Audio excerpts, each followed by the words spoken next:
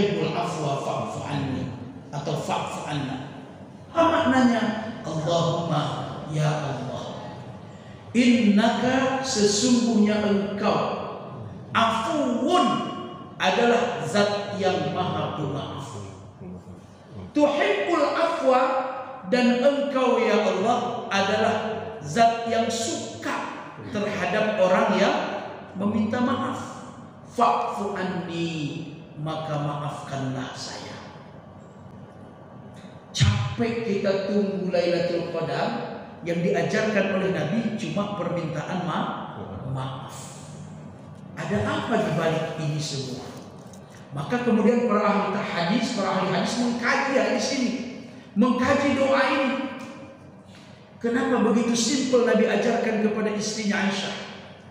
Ternyata setelah dikaji, Masya Allah, kalimat permintaan maaf atau permohonan ampun kepada Allah atau taubat kita dari segala kesalahan dan dosa kita, inilah sebenarnya kunci untuk kita mendapatkan ridha Allah Subhanahu wa ta'ala.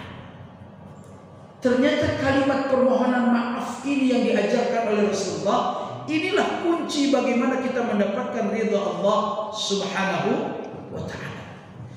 Kalau kesalahan kita sudah dimaafkan Allah, dosa-dosa kita sudah diampunkan Allah, taubat kita sudah diterima Allah, tidak perlu minta apa lagi sama Allah. Allah itu tahu betul apa yang ada dalam hati kita, tidak perlu kita ucap. Kalau sudah keridhaan Allah kita dapatkan, semua yang kita butuhkan dari Allah itu, pertolongan Allah itu, tidak perlu kita ungkapkan. Allah Maha tahu apa yang kita butuhkan. Inilah kenapa Rasulullah mengajarkan kepada istri Aisyah, cukup dengan kalimat ini. Setiap malam kita baca, Allahumma innaka afuwwun tuhibbul afwa fa'fu anni. Itulah sesungguhnya hikmah daripada diajarkan doa oleh Rasulullah kepada Aisyah. Tidak muluk-muluk, tidak susah-susah.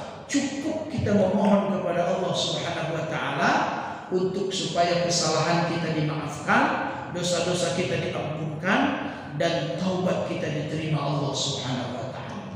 Kalau begitu, yang harus kita lakukan di akhir-akhir Ramadan ini, perbanyaklah istighfar. Astagfirullah, astagfirullah, astagfirullah. Lalu kemudian kata Nabi, man lazimal istighfar, siapa yang suka melazimkan istighfar, mulutnya selalu dibasahi dengan istighfar. Jadi istighfar ini tidak terbatas ruang dan waktu, kapan saja boleh. Kata Nabi, man lazimal istighfar, siapa yang suka melazimkan istighfar, dizikirkan istighfar ini, ja'alallahu lahu min kulli dhikin makhraja, maka Allah Subhanahu wa ta'ala akan berikan kepada dia, kalau bertemu dengan problem hidup, kesulitan, maka akan Allah berikan jalan keluar. Prinsip hidup dalam agama kita, fa inna ma'al usri yusra. Diulang sekali lagi supaya yakin kita, inna ma'al usri yusra. Maka sesungguhnya di balik kesulitan itu ada kemudahan. Kalau terjemahan dasarnya, di dalam kesulitan bersamanya ada kemudahan, bukan setelah. Apa hajat kita? Apa cita-cita kita?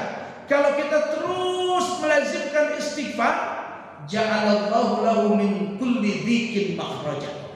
Dalam setiap kesulitan Allah akan berikan jalan keluar.